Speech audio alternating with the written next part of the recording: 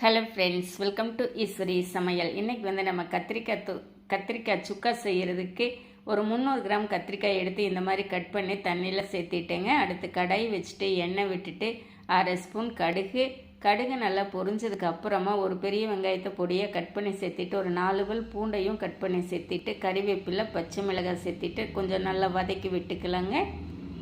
வதங்கினதுக்கு அப்புறமா தக்காளி சேர்த்திக்கலாங்க. தக்காளி சேர்த்து நல்லா கலந்து விட்டுட்டு மஞ்சள் தூள், கறி மசாலா தூள், மிளகாய் தூள், மல்லித்தூள் எல்லாமே சேர்த்து நல்லா கலந்து விட்டு இந்த மாதிரி நல்லா எண்ணெய் பிரிஞ்சு வந்ததுக்கு அப்புறமா நம்ம கட் பண்ணி வச்சுருக்கிற கத்திரிக்காயை சேர்த்து அதுக்கு தேவையான அளவு உப்பும் சேர்த்திட்டு நல்லா கலந்து விட்டுறலாங்க. கலந்து விட்டு மூடி போட்டு ஒரு 2 நிமிஷம் நல்லா வதங்க விட்டுட்டு எடுத்துட்டு திருப்பி நல்லா கலந்து விட்டுறலாங்க.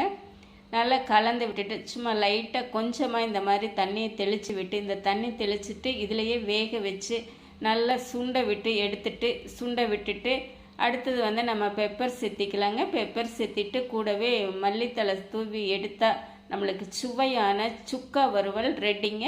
எல்லா விதமான சாதங்களுக்கும் ஏற்றது, செஞ்சு பாருங்க.